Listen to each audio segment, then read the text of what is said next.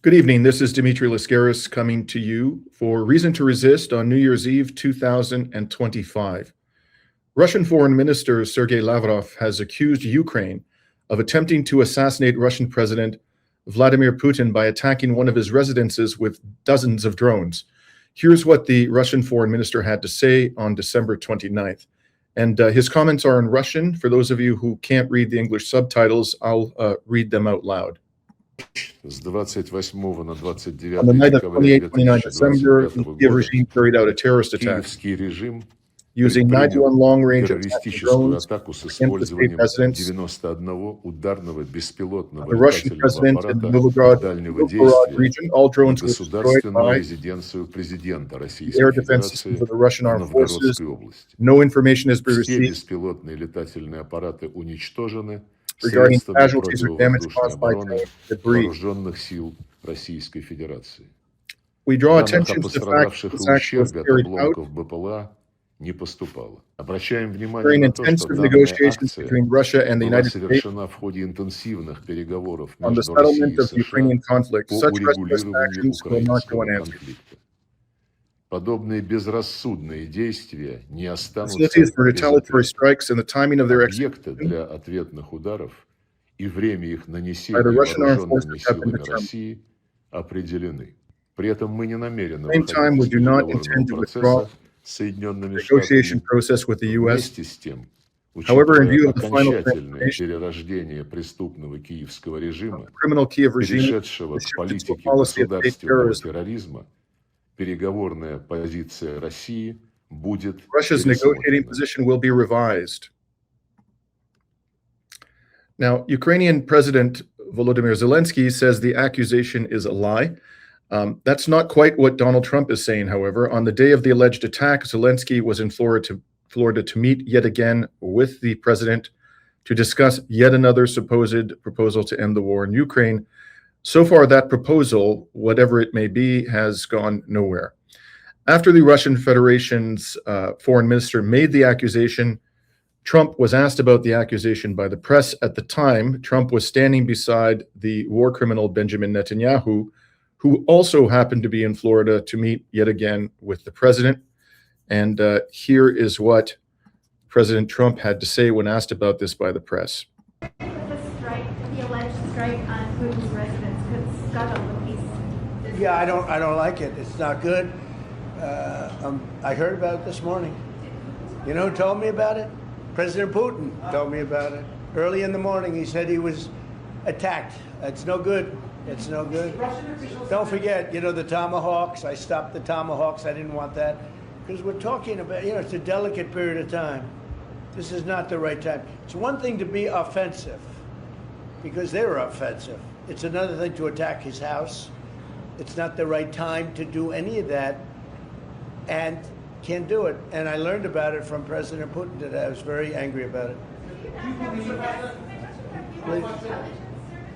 What?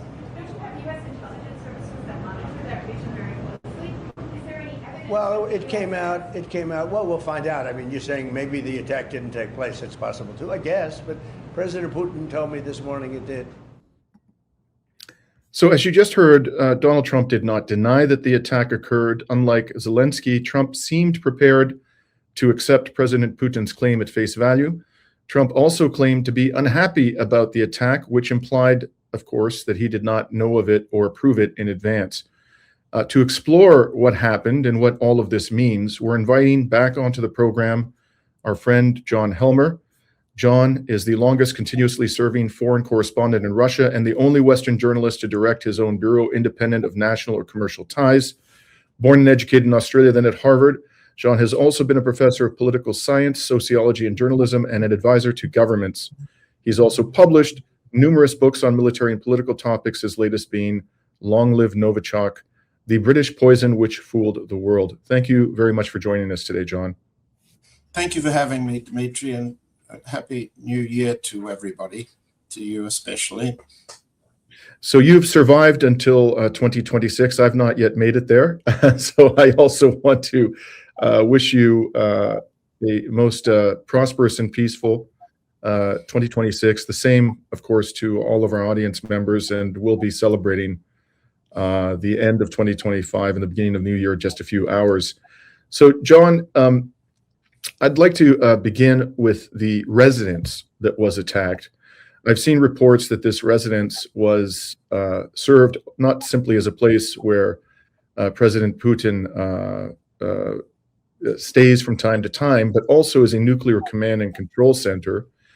And as appears from the map that I'll put up on the screen as you respond to my question, the city of Novgorod, where the residence is apparently situated, is much closer to Estonia, also to Latvia, than it is to Ukraine. In fact, on this map that I've shown you, you'll see Novgorod indicated in red just to the southeast of St. Petersburg, and directly west of Novgorod, you'll see Estonia, and then to the south of that, Latvia. So, John, could you begin by telling us more about this residence and not just what functions it serves, but also what you think about its proximity to the Baltic states? The proximity to the Baltic states is a short drone flight. It's about 150 kilometers to the west, to Estonia. The distance that a swarm of 91 drones, that's 91 that Foreign Minister Lavrov announced, the distance they would have had to fly from the Ukraine is almost 1,000 kilometers. The evidence so far presented in the form of the announcement from Foreign Minister Lavrov, the subsequent readout from Yuri Ushakov of the Putin-Trump conversation, which had happened early in the morning Florida time, which means afternoon Russia time. All of this evidence is consistent with two fundamental interpretations, and we'll come back to exactly what is at the Dalgi-Barodi Valdai area residence in a minute. On the one hand, there's a lack of evidence of debris on the ground, anti-aircraft activity in the area, and other standard, conventional, normal news reporting of such a large-scale drone attack presented by the Russian side. And in fact, presidential spokesman Peskov, when asked for the evidence, said he wouldn't give it. On the other hand, that doesn't, you have the denials that there was an operation of this kind, starting with Vladimir Zelensky and echoed by all of his allies, except, as you said, from Trump. We'll come back to exactly what Trump said in a minute. That those denials are consistent not with a launch from Estonia or Latvia. If there was a launch of such a drone attack, whether it was 91 or less, from a NATO state like Estonia or Latvia, it would be possible for Zelensky to deny Ukraine fired the drones. They would be a NATO operation. More specifically, in Estonia, they would be a British, possibly even Canadian operation, because Canadian forces are in the Baltic states. A NATO operation would involve and implicate Trump himself and the United States, both for intelligence, for launching, for guiding the attack drones on their way to avoid air defense, that sort of thing. You mentioned the claim that it's a nuclear, that in the Valdai area, the residence in the Valdai area, Dalgia Borodu, it could be a nuclear command center. That's been suggested by Alexei Arestovich, the former Zelensky assistant, who claims he has Western sources for such an interpretation. I found no Western sources. I found lots of confusion. If you go to all the AI sources, Grok, Chat, GPT, and the Chinese one, you find considerable variation and considerable confusion. There's a confusion between Novgorod and Nizhny Novgorod, which is several hundred kilometers to the east. Nizhny Novgorod used to have a major nuclear warfare center and was off limits to foreigners. Novgorod is alleged to have had, and may well have had, I can't get clear, but these are old secrets as well as remaining secrets, a nuclear weapons storage area.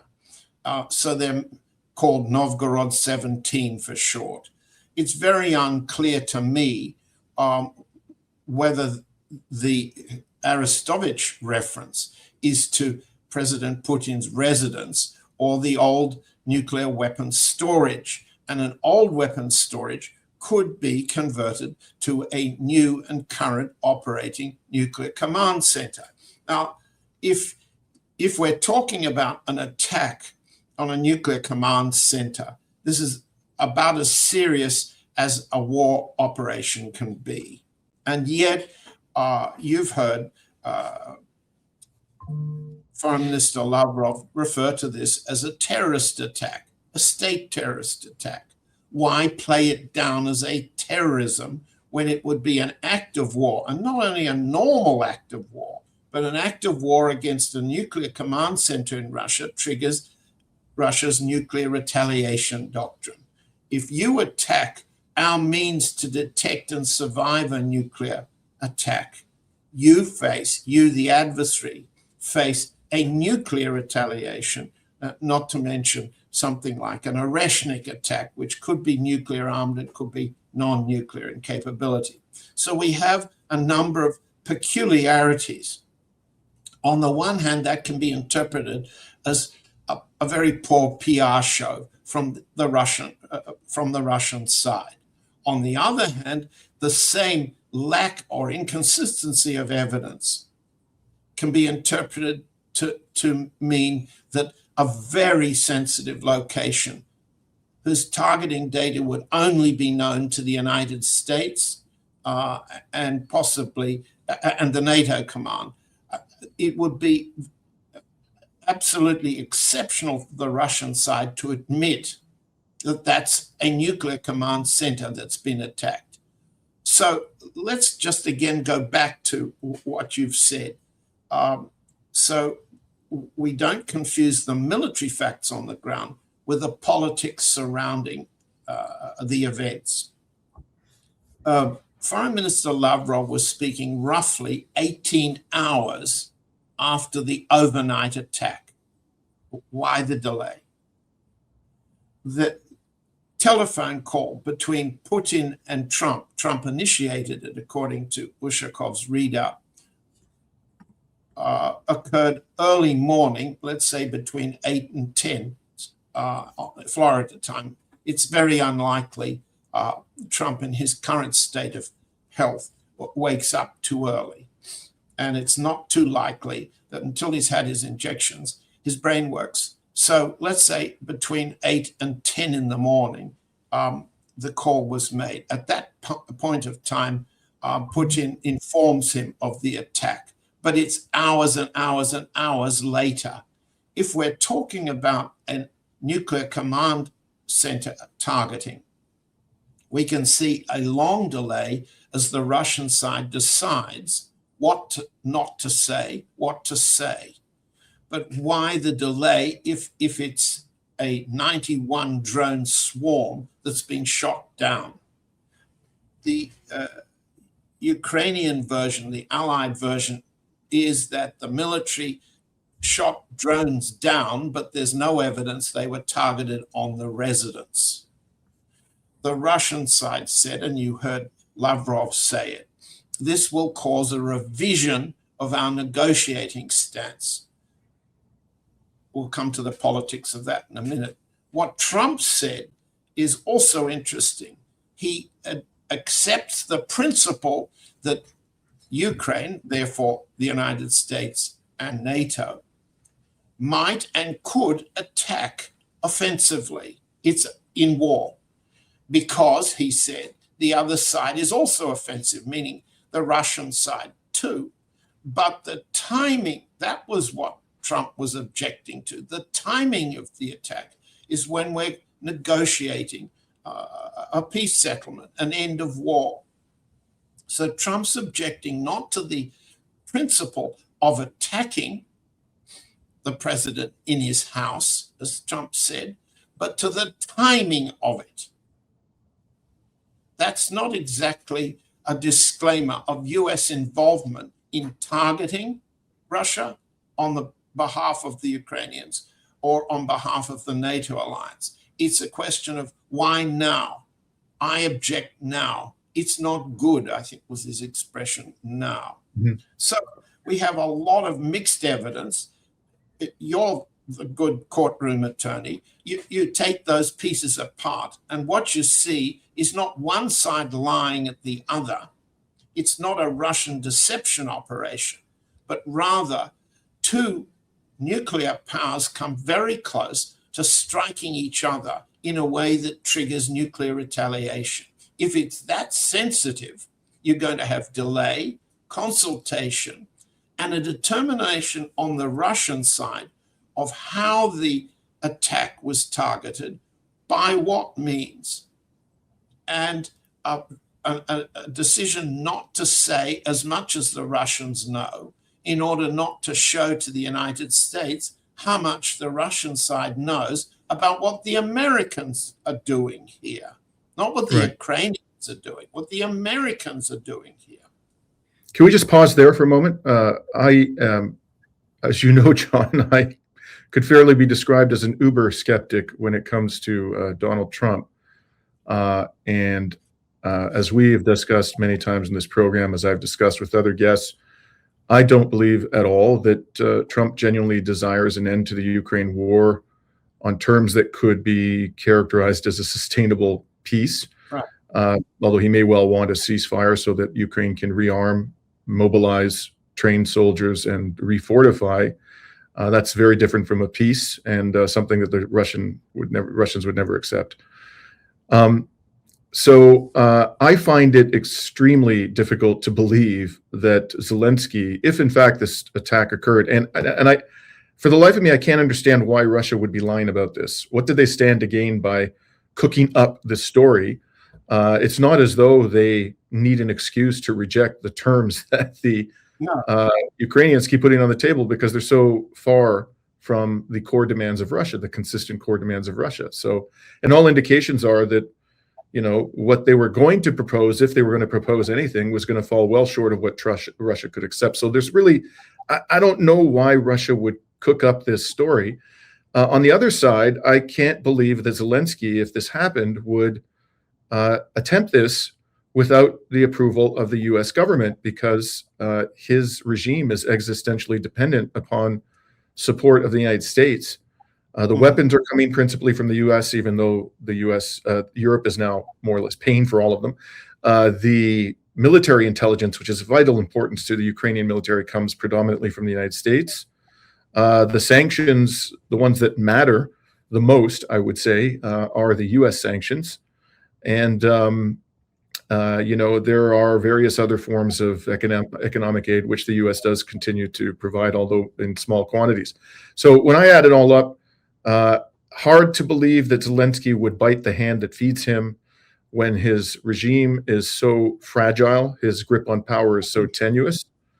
I find it much easier to believe one of two scenarios, namely that the US government, which has been trying to get rid of Vladimir Putin for decades, for some reason believed it had an opportunity to do that and seized the opportunity, or, you know, the US government, in a way that is plausibly deniable, was placing pressure on Vladimir Putin to make concessions, which up until now he has been unwilling to make. And the US has tried to do this in a variety of ways, including escalating the sanctions, you know, imposing secondary sanctions on China and Russia. This is on Trump's watch. They've been clearly trying to pressure the Russian government into making concessions it doesn't want to make, and they've been thoroughly unable to do that up until now. So my operating assumption here, which and admittedly I could be entirely wrong, is that the attack did occur. Where it came from is a little bit unclear, but whatever the source of it may be, whether it was somebody acting in Estonia or somebody further afield, that the US government knew about it and not only allowed it to happen, but might actually have initiated the attack. So that's my take. I'm curious on your response to all of this, and feel free to disagree with me vigorously, John. Your no, I don't disagree, Dimitri, but you're talking in singularities.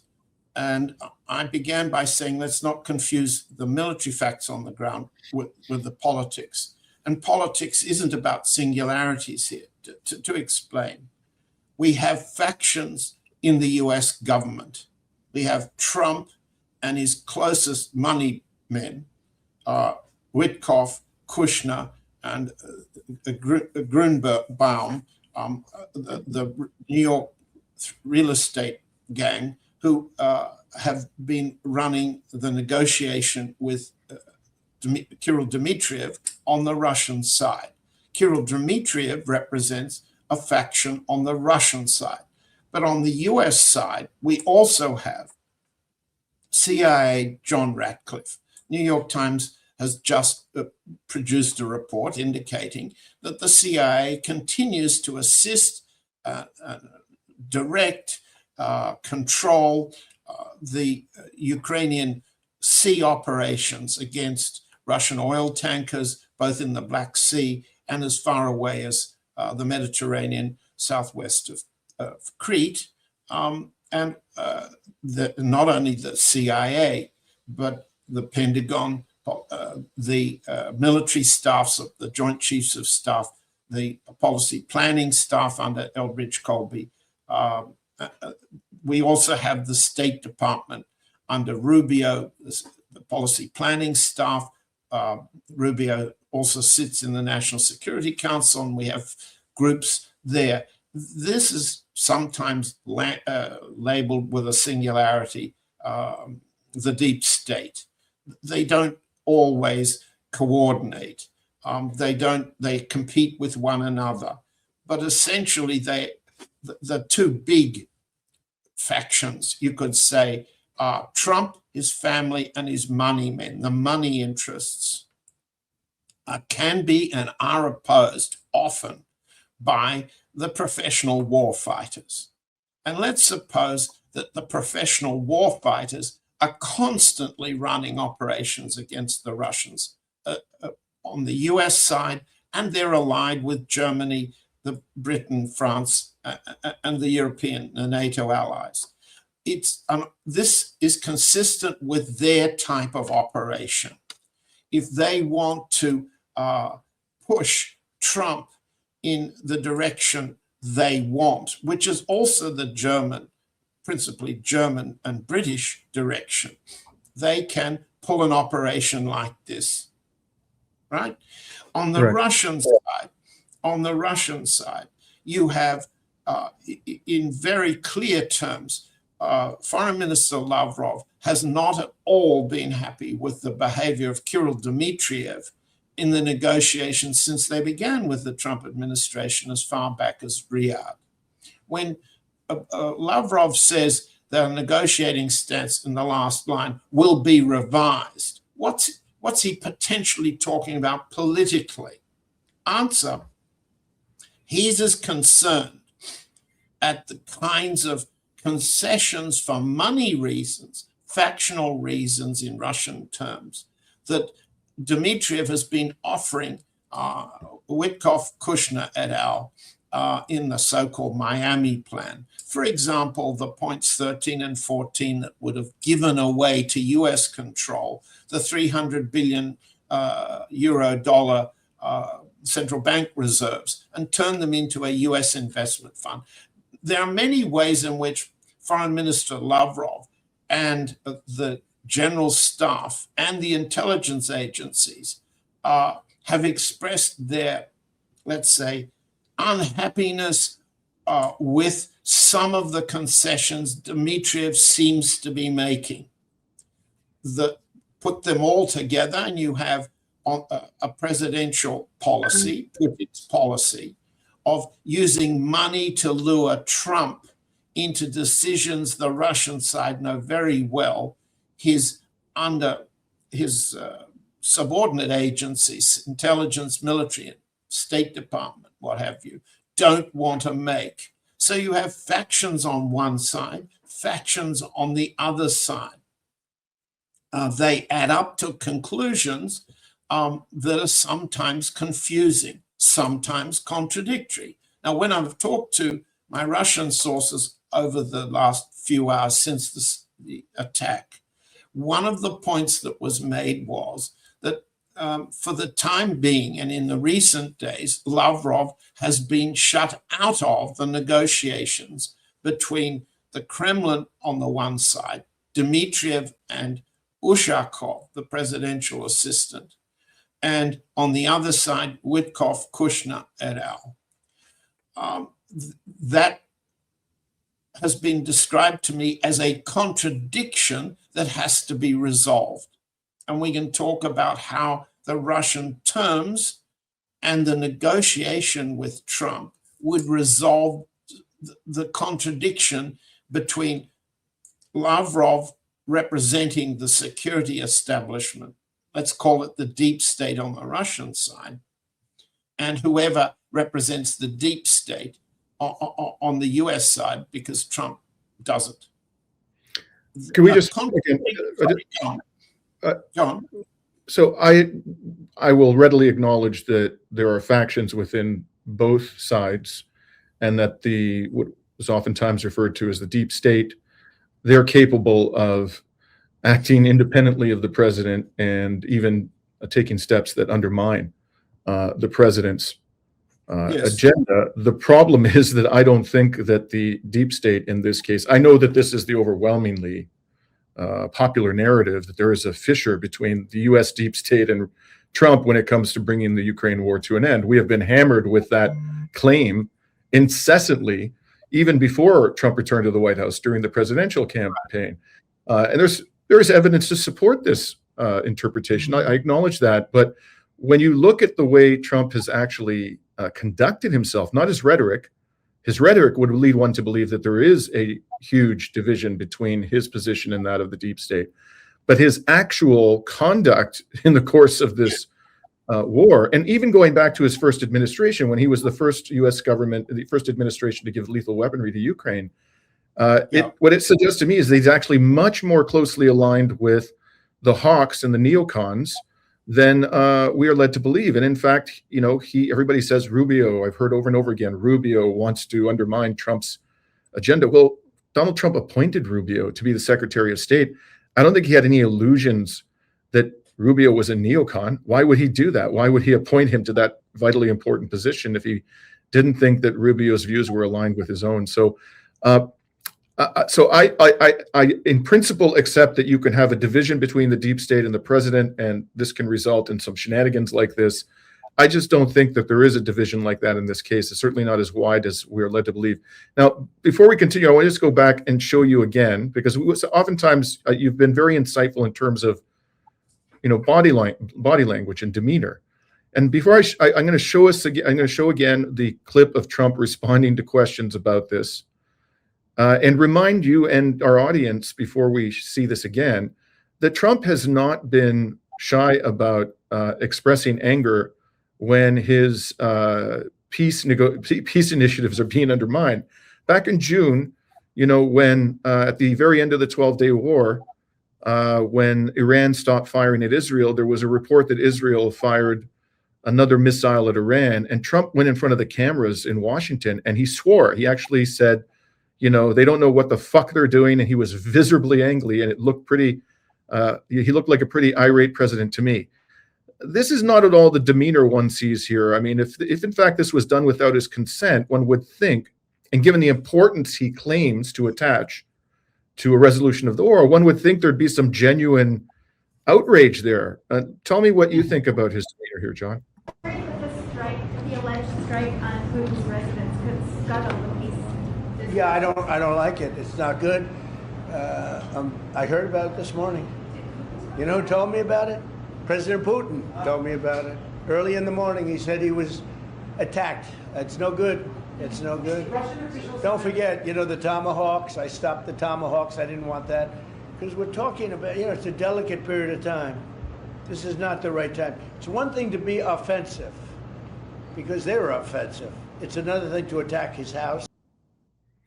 Yeah, it is another thing to attack his house. He don't seem too unhappy about it, John. I mean, that's my impression. What's yours? The same. He's calm. He intended to say what he said. He intended to show that in principle, he's the violent man that we recognize.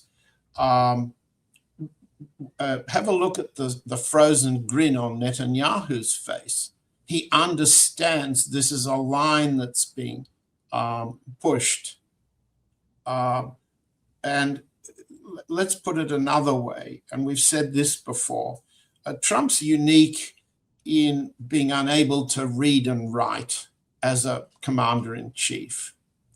What he does is give as authorizations are vague enough to mean that the CIA, the operating boys, go away with the belief they've got a presidential authorization for some kind of violence, some kind of war.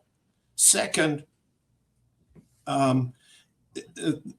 this president is entirely remiss in double checking what's been done on his orders, because he doesn't read.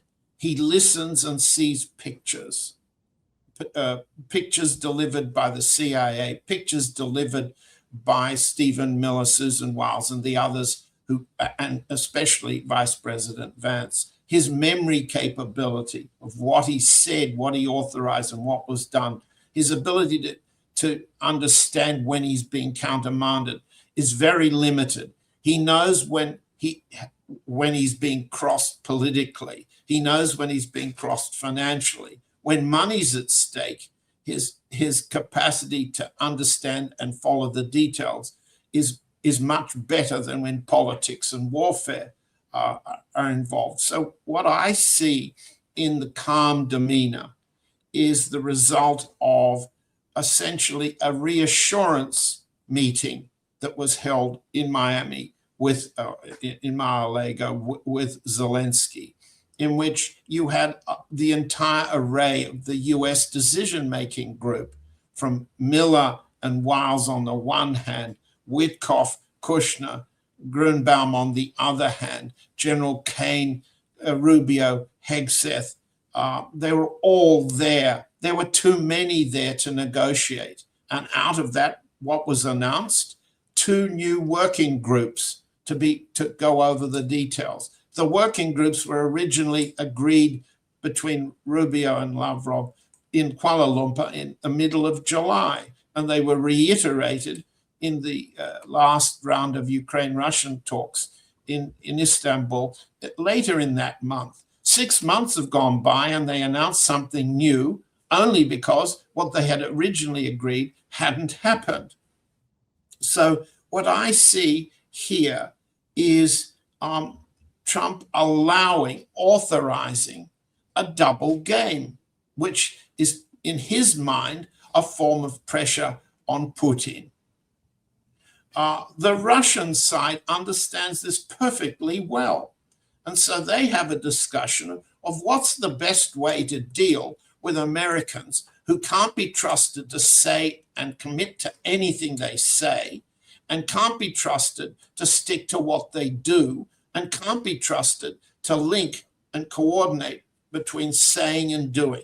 What's the Russian perception of this? So I asked this question, and my sources answer, and we've answered this over and over. The Russian side thinks that Trump is an opportunity. Why? Because he can be bribed to be precise about it. That the Russian side believes that Trump is an utterly cynical, criminal mind. Why cynical? Because he doesn't care whether this war between Russia and the Ukraine ends now or later. By the way, you just answered my next question, which was, why did Lavrov say that they're not going to disengage from the negotiation? So I think I think you've given us a good sense of that. Is that Well, essentially your assessment of why they're saying they're not going to withdraw from the negotiations despite this attack? exactly so. The view is that Trump's capable of all of these things, but he's a better opportunity to negotiate with because the Russian side also wants a pause. Now, the US side wants to sequence its war capacities and refocus them against China in the East, against Iran in the Middle East, and upset and put pressure on India through Pakistan and Bangladesh in the subcontinent, and to focus on regime change in Venezuela. Okay? That's what the Russian side understands to be the sequencing of priorities. So at the same time, the Russian side understands Trump's running out of gas. For a politician to be facing the rising level of disapproval as he goes into the year of the midterm elections means he's getting weaker and weaker. Trump recognizes the polls too. So he stages ceremonies like the Mar-a-Lago negotiation. You've just put up a table from realpolitics.com, which indicates this negative spread on President Trump's handling of the Russia-Ukraine war is growing. Look at how big it is now. So peacemaking is not what American voters think Trump is doing. Russia understands this too. They understand why not negotiate with an opportunistic president in a way that Biden was not. The use of the label neocon isn't very helpful because we're talking detailed political calculations here against people who change their minds because they have to. In Trump's case, he has to improve his vote base before next November. And he can't. Everything he's tried for a whole year has failed to do what? He's failed to achieve regime change in every target he's picked. Every target. He has failed to achieve the peacemaking in every war he's assisted in, and every, as it were, peacemaking operation he's assisted in. He's failed to build a significant winning vote base, not only for the midterms, but for 2028. And all the people around him, especially people who want to succeed him, like Vice President Vance, understand they must do better in 2026 than they did in 2025. Speaking from long ago experience of Jimmy Carter's presidency, your second year's, if your first year was as much of a failure as this one has been, your second year is not going to be much better, and you're going to be punished at the midterms. So adding all of these things up, you have a complicated picture. Podcasters tend to make complicated pictures into confusing ones and exaggerate in one direction or another. One exaggeration is this war's close to ending because Russia's got the military initiative on the ground and can force the Ukrainians to capitulation. That's an exaggeration. It's not accurate. The Europeans are characterized as dwarfs, mad, dumb, stupid. I mean, a number of characterizations that are also exaggerated.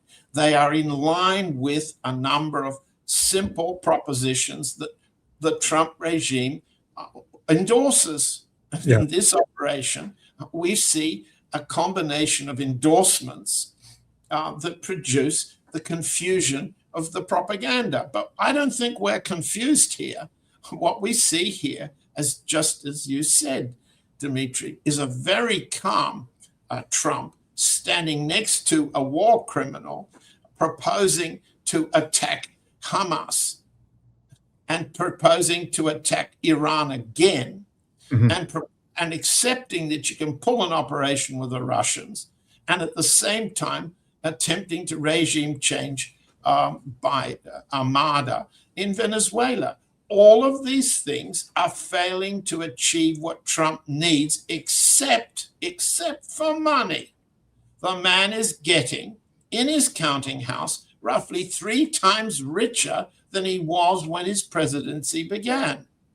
Yeah. 3 times richer, and we're talking billions of dollars of a businessman, so-called, who's operated on the verges of bankruptcy all his business career, who suddenly sees a significant borrowing credit line capacity to wipe out all the threats of debt that have plagued his business career so far. So he's getting rich. And the Russian side says, we know how to deal with people who want to be rich. We give them money. So it doesn't require you to be the sharpest tool in the shed to figure that out, I suppose, but the Russians clearly have. In any case, just for those who can't see what I put up on the screen here, the numbers are 56.7% disapprove of Trump's handling of Russia, Ukraine, and only 36.3% approve. So this is clearly a problem for him, as he staked so much on the resolution of this war, as he put it, within 24 hours of his return to the White House. Right. You said a moment ago, John, that the Russians, you feel, desire a pause. Could you elaborate on what you mean by that, and why, whatever you may mean by pause, why do you think they desire a pause? This is again a topic where if we bring in the evidence, we immediately run into the propaganda, the European US propaganda version. The European propaganda version is the Russian economy's peaked on the employment and income values of the war, and that what the Russian economy is facing is a recession. The scenarios for recession originated, as we've discussed on this program, from the Central Bank of Russia a few weeks ago. And there's clearly a slowdown in Russian economic growth, and clearly the danger of recession for the next 2 years in Russia, unless President Putin obliges the official he's protected all these years, Elvira Nabiullina, the governor of the central bank, to lower the key rate. And we've talked about this before. At 21% key rate for the central bank, you can't finance your operations cost effectively. You can't finance investment cost effectively. So you have preferential interest rates throughout the economy, favoring the military-industrial complex and any other business that can achieve, by negotiation or other means, administrative measures they're called in Russia, lower interest rates. But overall, the effect of Nabiullina's high interest rate policy has been to crush the economy. And as a democratic economy, Russians have criticized. We now face an inflationary spike with the rise in VAT and other administrative measures that come into effect in January. So we'll have a 1% inflation hike at the same time as Nabiullina's been obliged to lower the key interest rate to 16%. It's still too high, and inflation is still a serious Russian domestic concern on the part of consumers, on the part of businessmen, on the part of oligarchs. So what we have is a perception on the European side among officials, propaganda outlets, and analysts that Russia can be pressured into seeking concessions, as you said, for a pause. And there is a real let's say, dynamic in the Russian economy and in the Russian politics. Remember, Russia also faces parliamentary elections and then a presidential succession or a re-election of the president, 2030. So Russia is constantly has to resolve its internal domestic political calculations.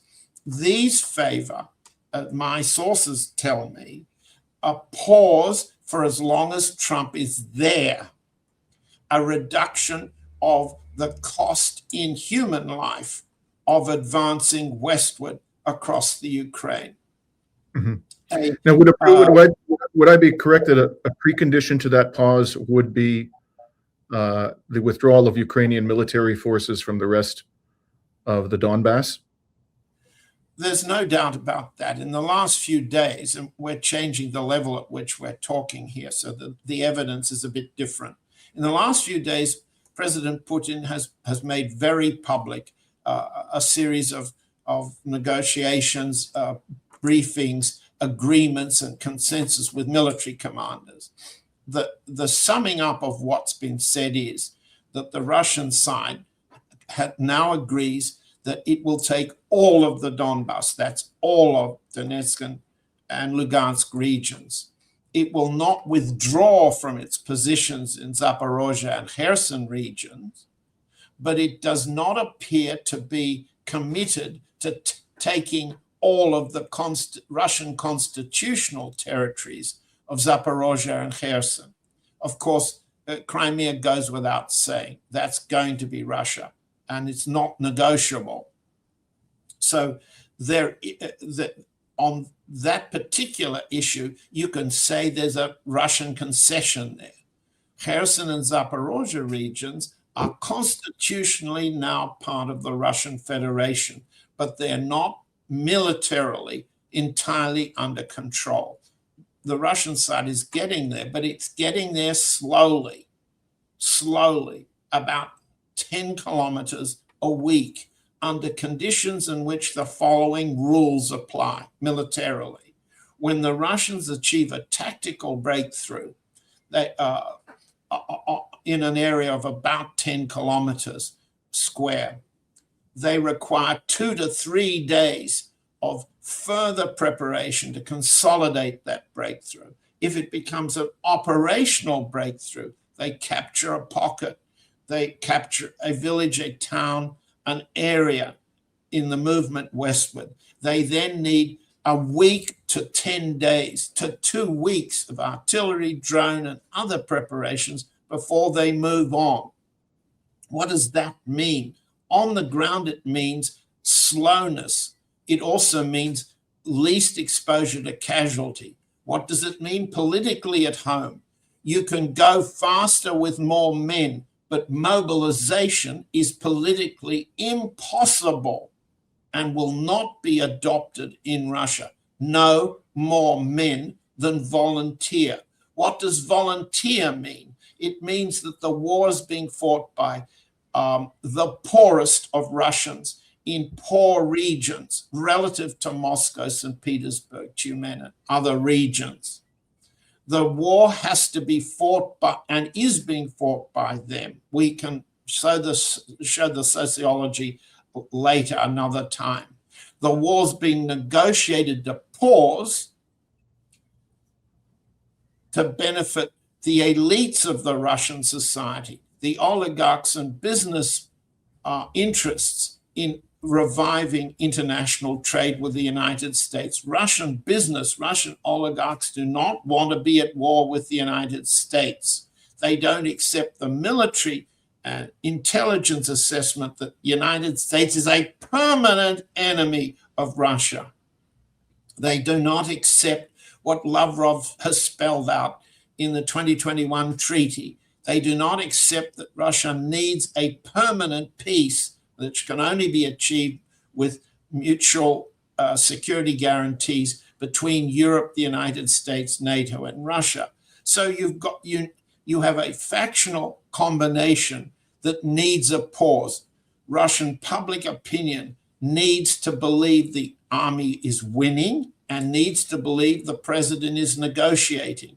And if the enemy insists on fighting, the Russian public opinion will fight, but not waste lives, not waste money, not generate inflation at the level of the kitchen basket. So add all of this up.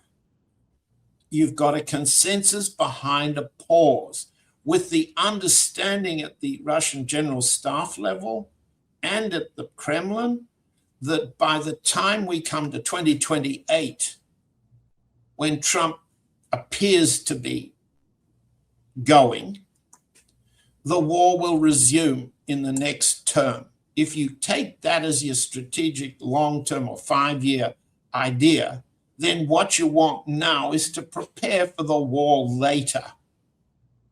Right. But you don't talk about that publicly. I can, because who will believe me? I will, for what it's worth. Sounds entirely plausible and credible to me.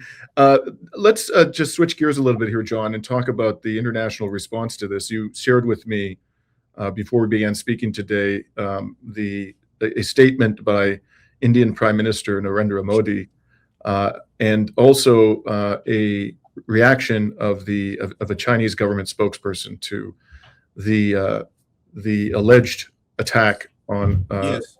Vladimir Putin's residence. So let's look at in the Indian Prime Minister's response first. He posted yesterday, actually in the early hours, I don't know Yes. what time zone that is, deeply concerned by reports of the targeting of the residence of the President of the Russian Federation. Ongoing diplomatic efforts offer the most viable path toward ending hostilities and achieving peace. We urge all concerned to remain focused on these efforts and to avoid any actions that could undermine them. And then I believe it was a few hours later, a Chinese government spokesman was asked about the attack by a Russian journalist. And the response there was a correspondent from RIA Novosti. And the question was, Russian Foreign Minister Sergei Lavrov said yesterday that Ukraine had launched an attack on the residence of the Russian president. He also added that Russia does not intend to withdraw from the negotiation process with the U.S. despite this attack. I wonder what China's comment on this situation will be. And then the spokesperson Lin Jian said, dialogue and negotiation is the only viable way out of the Ukraine crisis.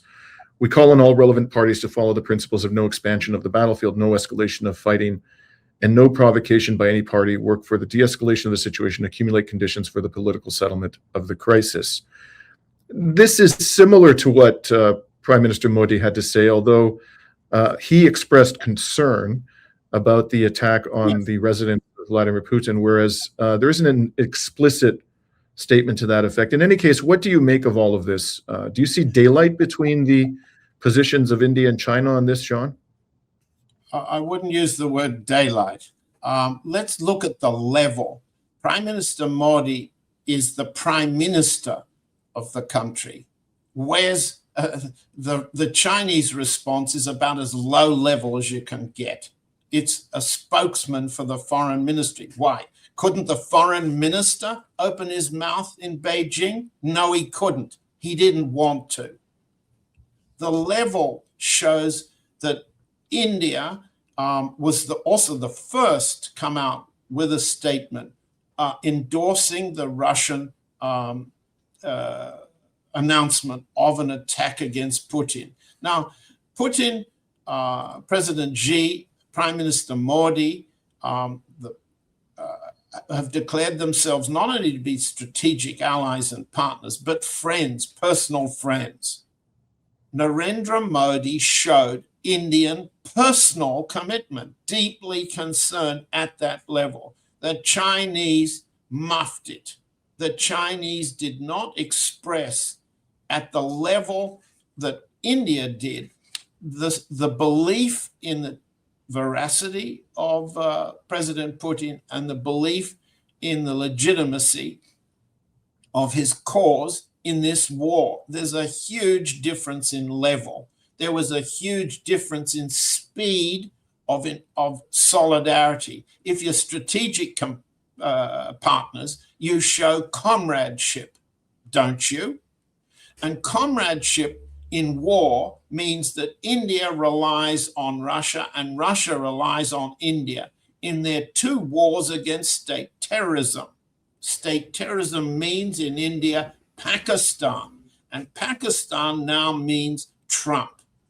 The US revival of the relationship with Pakistan, moving Pakistan as its new subcontinental platform for war fighting against Iran, against Afghanistan, and against India in an attempt to split India from the rest of the world, and so on.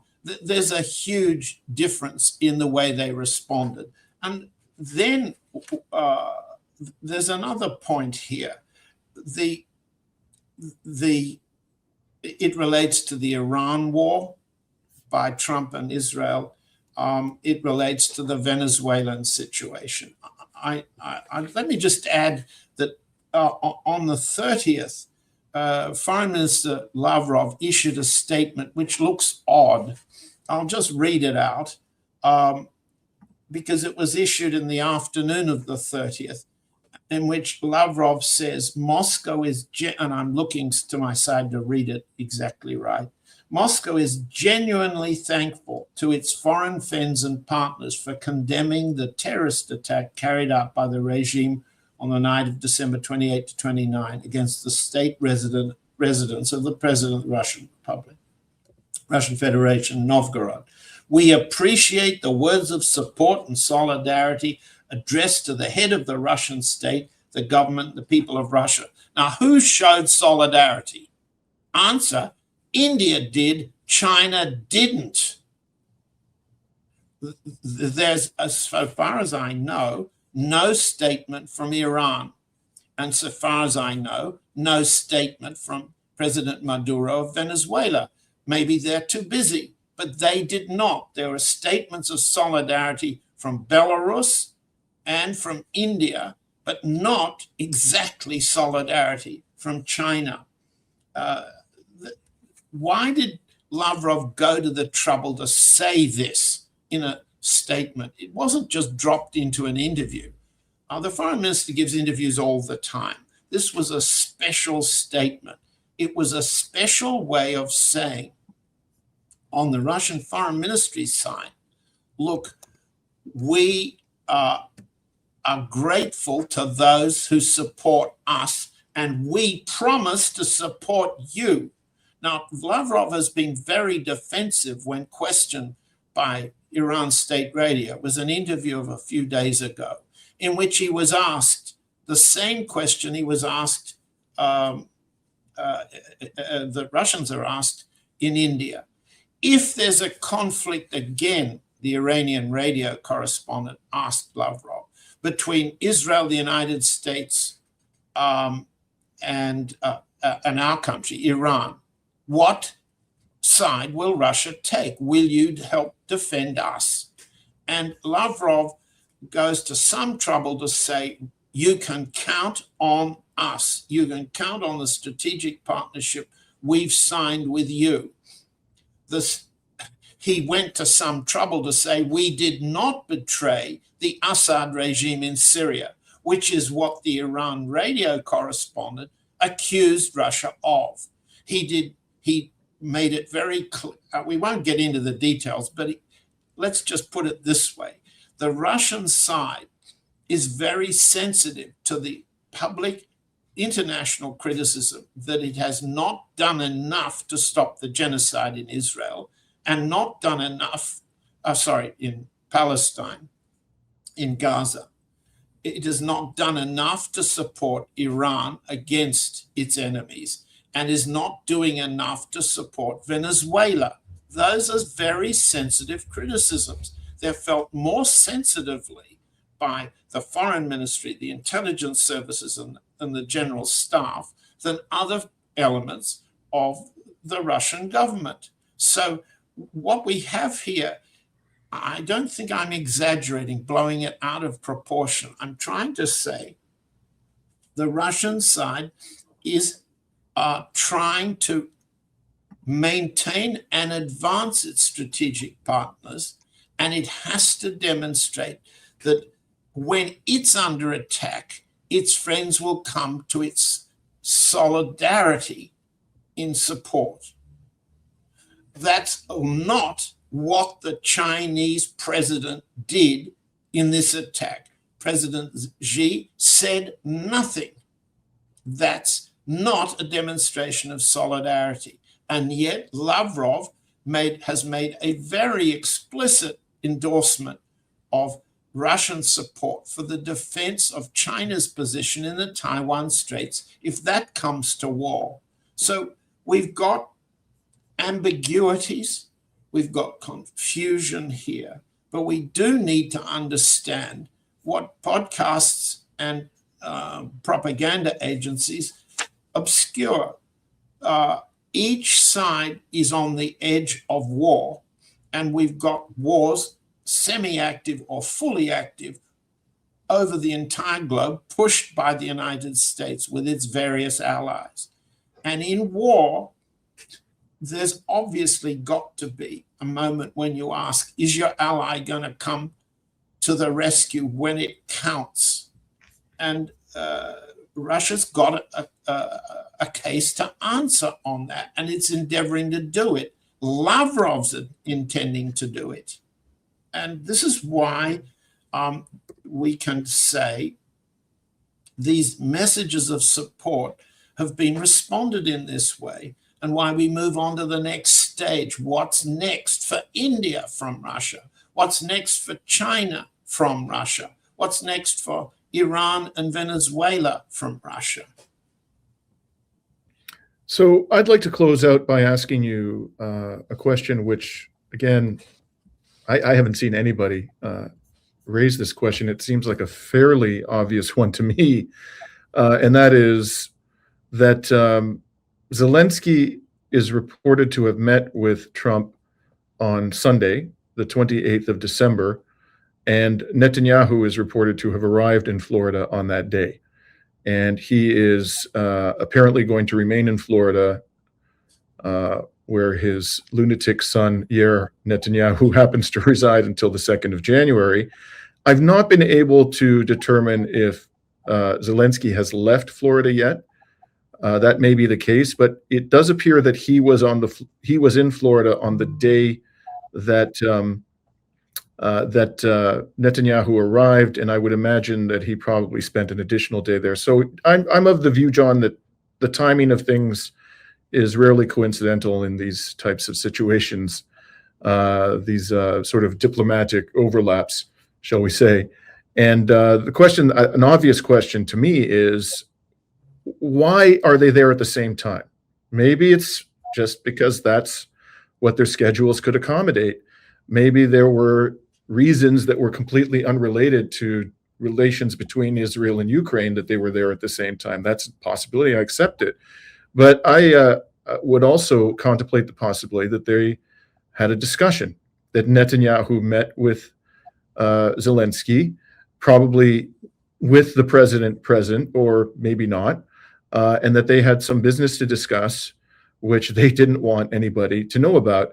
One obvious item of interest, I would think, is that the right-hand man of Zelensky, Timur Mindich, fled Ukraine just before he was apparently going to be arrested in connection with this corruption scandal that has embroiled the Ukrainian energy sector, and he fled to Israel.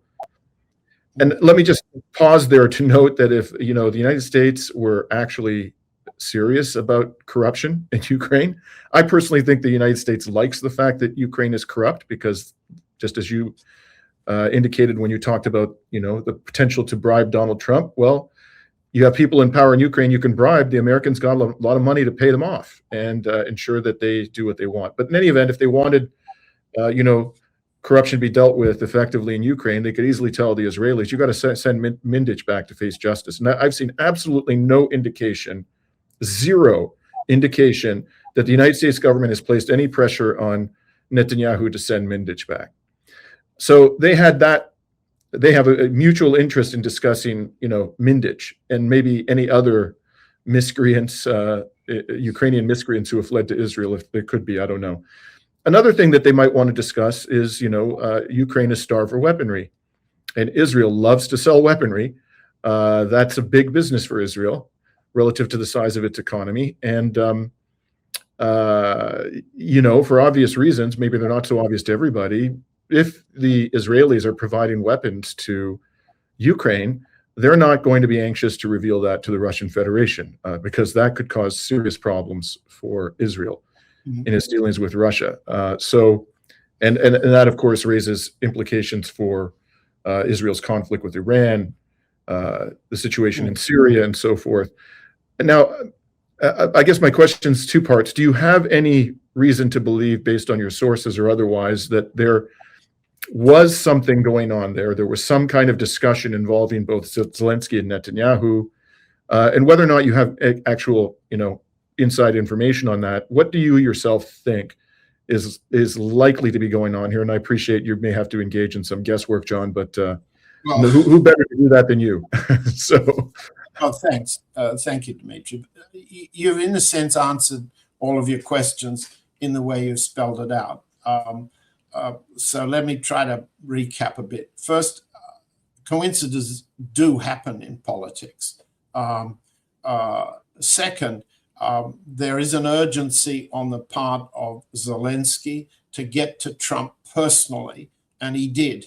And then he had to leave in order to meet with the Europeans. I've forgotten exactly where the next Zelensky summit meeting with the Europeans will take, where and when it will take place.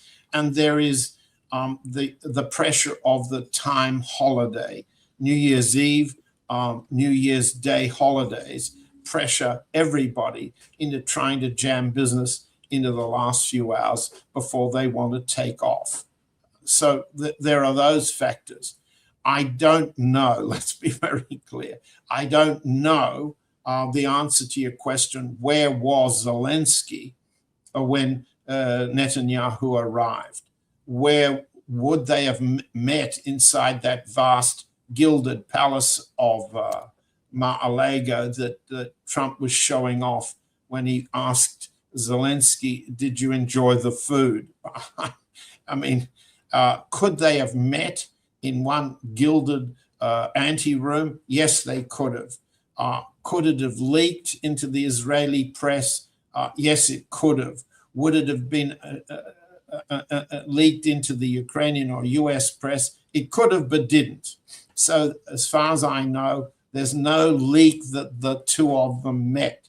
There's every reason why they would hurry to, they're the client, they're the vassals, they're the battlefields, they're the mercenaries of the United States. So to go to the emperor's palace is something that mercenaries, legionnaires like Zelensky and Netanyahu would do. So it explains their being there. Now, you raised other important points and you answered them. Yes, there is an Israeli military connection to the Ukraine war that's hostile to Russia.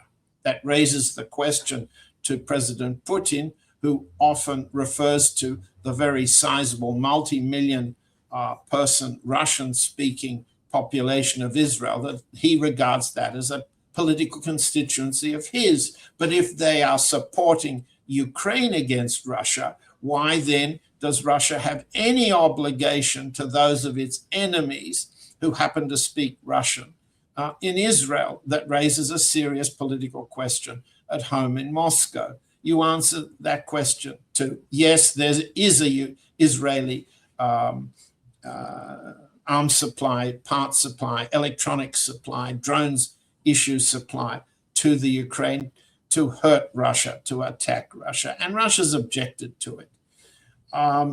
Can the Mindich matter, the corruption issue, have come up?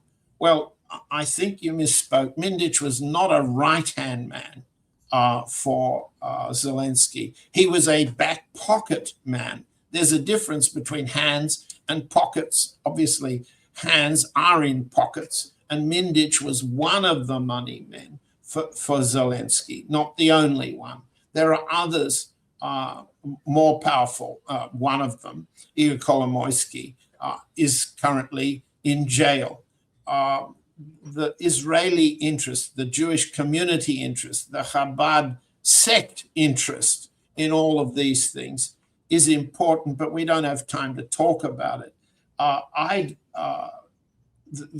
The general Israeli rule is it doesn't extradite Jewish people to the United States or to any other prosecution service. That's a general rule. It can be broken when it's politically expedient or necessary for the state of Israel to do so, and it has done so. On the other hand, the corruption campaign that identified Mindich and ultimately cost the resignation of Yermak has not resulted in a significant purge of all the Yermak people around Zelensky. It has been interpreted, and we've discussed it, and your other guests have discussed it, as an operation by the US to put pressure on Zelensky to come to heel, to do what he was told, facing the possibility of US prosecution. And you've left out the other inhabitant of Miami, US citizen Umarov. Umarov, who heads the Ukrainian negotiating team for the settlement talks with Russia, has been a Ukrainian defense minister, is a target for corruption investigation or a witness against others, is a US citizen. His family lives in Florida, in Miami, I believe. He's buried his fortune in the United States. He's a Ukrainian American hostage in all of these so-called corruption campaigns to end the war. Umarov is also in Miami. And therefore, there are many ways in which that Umarov is currently speaking to the FBI. That's a matter of public record, who may be needing to arrange a plea bargain with the FBI, who is providing evidence against Zelensky to possibly be used if Zelensky goes too rogue from a White House point of view. All of these things revolve constantly around Miami. And we're not making a conspiracy theory of how various groups can concert their activities and plot. We see the plots openly. They are real plots. And I can't add any more to your interpretation of the coincidence. Well, it all sounds to me like a reason to conduct a massive cleanup of South Florida. There's a lot of nasty business going on down there. In any case, the swamps. You're talking about draining the swamp. Correct. Let's also not leave out of this equation Jeffrey Epstein, who was present in that neck of the woods as well. In any event, that's another topic for another day. Thank you so much, John, for taking time out of your New Year's Day to join us on Reason to Resist to discuss this urgent matter. And we look forward to our next conversation. Thank you, Dimitri. Take care. We're signing off hours away from 2026 here in Montreal, Canada.